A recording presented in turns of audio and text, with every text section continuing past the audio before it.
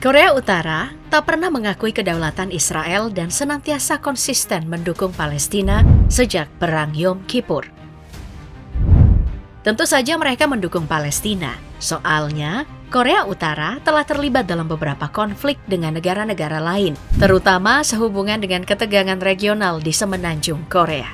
Salah satu konflik paling mencolok adalah Perang Korea pada tahun 1950 sampai 1953. Perang ini dimulai ketika Korea Utara menyerbu Korea Selatan yang didukung oleh Amerika Serikat dan sekutu-sekutunya. Equipped with top-notch weapons, armor, and artillery, Kira-kira gimana ya reaksi musuh-musuh Korea Utara saat rudal balistik antar benua Hwasong-18 diluncurkan? Soalnya rudal ini disebut-sebut dapat menjangkau daratan Amerika Serikat.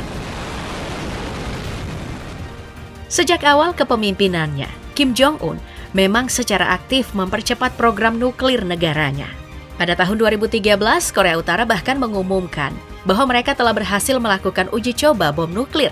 Selama masa kepemimpinannya, negara ini telah melakukan serangkaian uji coba nuklir yang menunjukkan kemajuan dalam pengembangan senjata nuklir, termasuk pengembangan kemampuan rudal balistik yang dapat membawa muatan nuklir dan membuat kekhawatiran di tingkat internasional jadi meningkat.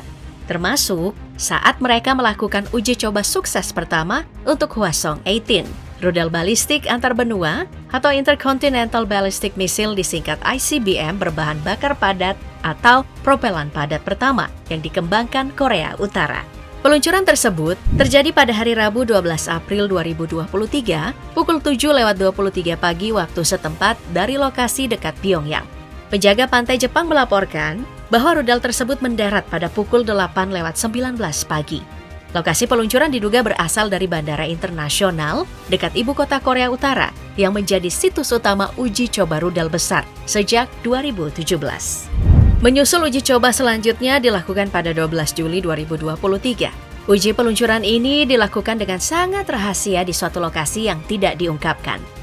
Rudal jarak jauh ini berhasil terbang selama 74 menit sebelum akhirnya jatuh ke perairan Jepang pada hari Rabu pagi, menjadikannya yang terlama untuk uji coba rudal Korea Utara dengan jarak terbang 1.001 km ke ketinggian 6.648 km.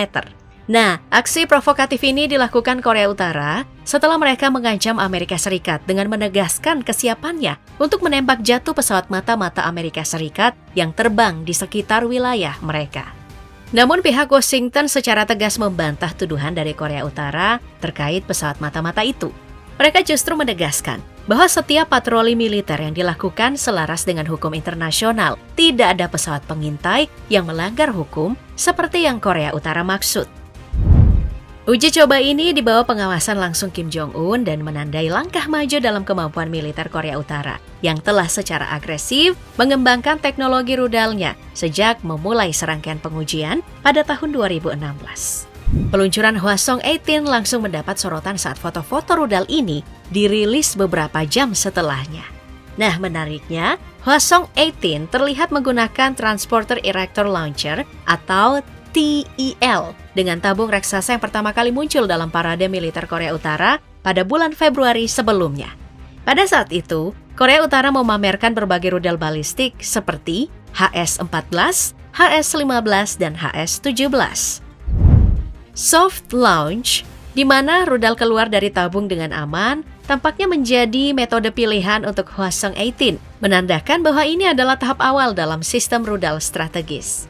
Penggunaan TEL besar juga menyoroti perubahan pendekatan Korea Utara yang kini lebih serius dalam mengembangkan dan mengimplementasikan teknologi rudalnya. Bahan bakar padat yang digunakan oleh Hwasong-18 memungkinkan peluncuran yang lebih cepat dan efisien, menghilangkan kebutuhan akan periode pengisian bahan bakar yang lama. Kecepatan ini membuat Hwasong-18 kurang rentan terhadap serangan preemptive alias, serangan pertama terhadap negara lain yang tampak sedang mempersiapkan serangan atau telah lama dalam proses melakukan serangan, serta meningkatkan daya tahan dan responsibilitasnya di medan perang. Pengamat memperkirakan bahwa Hwasong-18 dapat mencapai jarak tidak kurang dari 15.000 km. Tidak jauh dengan kemampuan rudal balistik sebelumnya, Hwasong-17 yang sudah dapat mencapai daratan Amerika Serikat dan dijuluki sebagai rudal monster.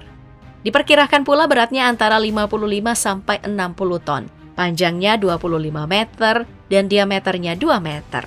Kalau dibandingkan sama punya Amerika Serikat, ya setara sama Titan II lah. Walaupun Kementerian Pertahanan Jepang melaporkan sebenarnya Hwasong-18 hanya mampu terbang sejauh 1000 km saja dalam lintasan curam, sesuai dengan pola uji coba sebelumnya Korea Utara. Yang pasti, masih belum diketahui seberapa jauh jangkauan sebenarnya, dan hulu ledak nuklirnya juga masih menjadi pertanyaan besar dalam evaluasi keseluruhan kemampuannya. Seri rudal Hwasong sebagai seri rudal balistik yang dirancang untuk dapat mencapai jarak jauh, termasuk melintasi benua atau samudra, dikembangkan oleh Korea Utara pertama kali di tahun 2015, berupa Hwasong-14.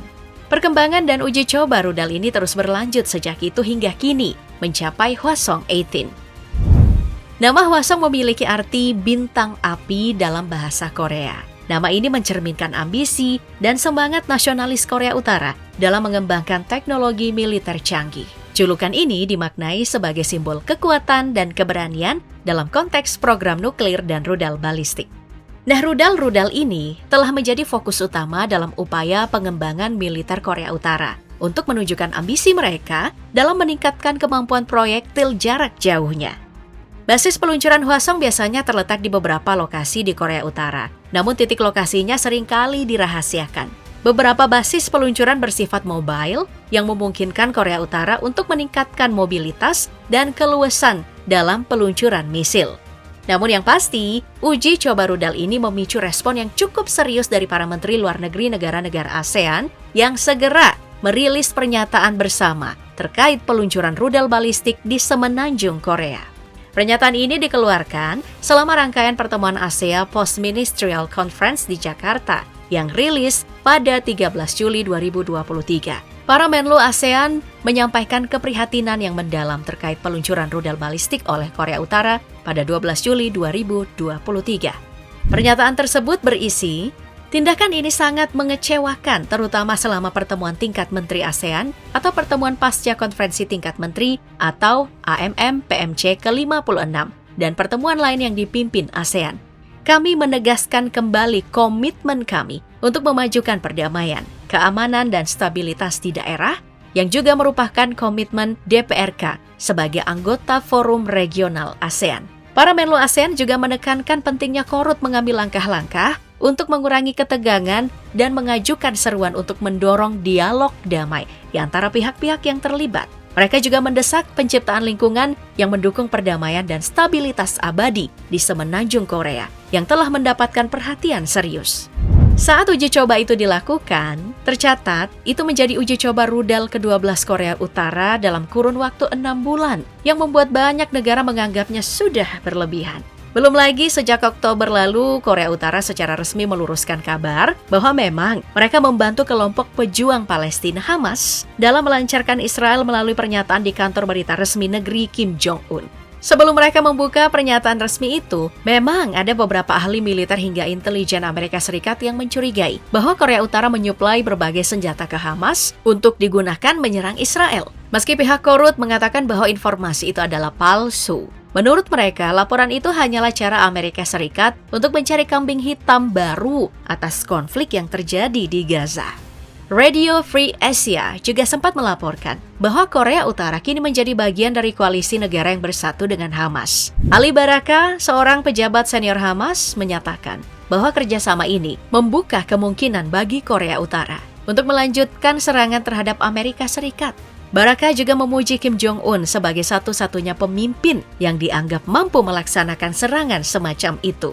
Wah, bayangin kalau Korea Utara sampai menggunakan rudal balistik Hwasong-18 ini untuk membantu Palestina menyerang Israel. Dalam sekejap, auto hancur si Israel ini. Jangankan Hwasong-18, rudal Hwasong-17 yang diyakini memiliki jangkauan lebih dari 15 km aja deh.